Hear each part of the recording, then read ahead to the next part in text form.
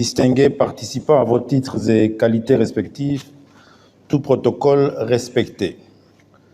À l'entame de mon exposé, permettez-moi tout d'abord de rendre un vibrant hommage au président de la République démocratique du Congo, son Excellence Félix Antoine Tshisekedi Tshilombo, chef de l'État et magistrat suprême, tout en vous rassurant mon adhésion totale à sa position prise lors du briefing hebdomadaire du 22 février de cette année. Je cite, « La justice congolaise est malade, même dans les traitements des dossiers. J'ai vraiment décidé d'y mettre mon nez. » Fin de citation.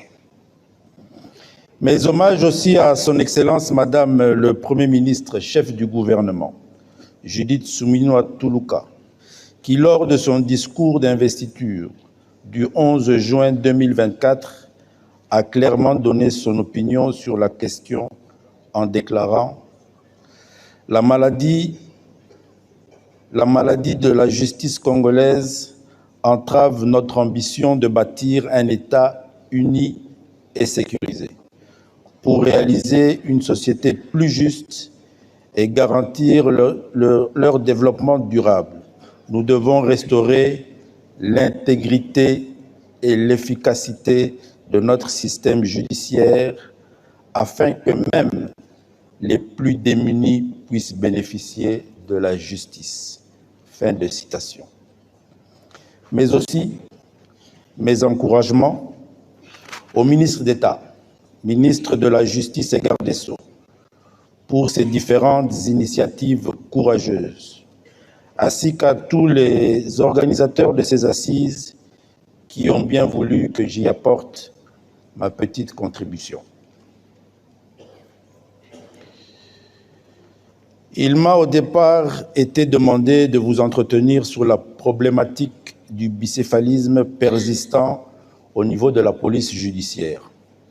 Analysant en profondeur la thématique telle que retenue par les organisateurs, j'ai vite décelé le risque de passer à côté du véritable problème que les États généraux de 2024 devraient, avec ma contribution constructive, résoudre pour mettre fin aux avancées en reculant, si pas mettre fin à l'immobilisme observé dans la réforme en cours de la police nationale en général. Avant d'entrer dans le vif du sujet, je vous propose donc de remplacer seulement un mot par un autre. C'est-à-dire, je vous propose de remplacer la problématique du bicéphalisme persistant par la problématique du dualisme juridique persistant au niveau de la police judiciaire. Le concept bicéphale est plutôt employé pour identifier une administration qui relève de deux chefs. Allusion ici faite de deux têtes ou de deux tutelles, ce qui n'est pas à proprement parler le problème dans le cas d'espèce. Le problème dont question ici est la persistance de deux textes juridiques sur les agents de la police judiciaire. Ce petit changement, apparemment anodin, nous permet pourtant d'épingler le véritable problème que je me propose de vous développer et qui est celui de la situation juridique actuelle des agents de la police judiciaire des parquets à l'aune des États généraux de la justice de 2024. Comme vous l'accordez avec moi, mon thème du jour devient donc de la problématique du dualisme juridique persistant au niveau de la police judiciaire. Pour bien comprendre le problème que je suis venu partager avec vous, permettez-moi de vous brosser l'origine et l'historique de l'unicité de la police nationale congolaise. De toutes les réformes institutionnelles initiées en République démocratique du Congo, celle de la police a connu le plus grand nombre de participations des forces vives de la nation, avec l'accompagnement des partenaires internationaux. Pendant plusieurs années, allant du mois d'août 2004 au mois de février 2018. En effet, le processus de la réforme de la police nationale congolaise a connu plusieurs séminaires, notamment celui du 9 au 13 août 2004, organisé sur la modernisation de la police, suivi par celui du groupe mixte de réflexion sur la réorganisation et la réforme de la police, créé en date du 14 novembre 2005 par le ministère de l'Intérieur, Sécurité, Décentralisation et Affaires coutumières. Il convient de noter que toutes ces assises ont notamment exprimé la volonté politique d'unifier au sein de la police nationale congolaise toutes les polices existantes, notamment la police judiciaire des parquets et le BCN Interpol.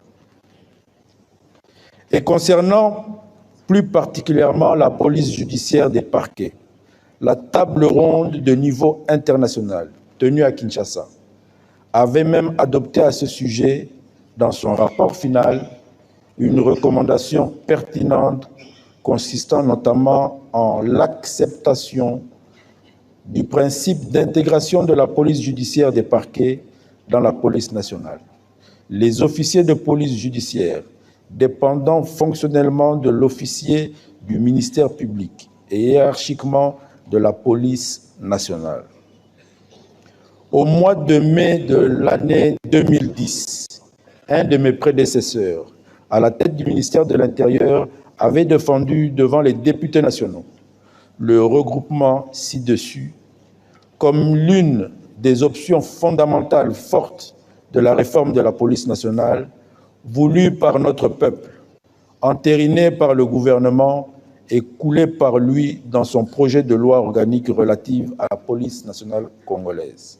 Transmis par la suite au Parlement pour y être voté et devenir la loi organique numéro 11/013 du 11 août 2011, portant organisation et fonctionnement de la police nationale congolaise.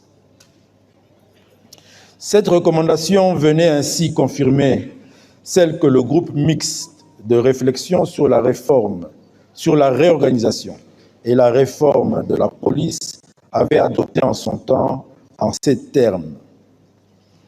Les missions jusque-là assurées en marge de la police nationale congolaise par d'autres forces disposant des pouvoirs judiciaires et coercitifs doivent être replacées sous l'autorité de la police nationale congolaise relevant du ministre ayant en charge l'intérieur et la sécurité.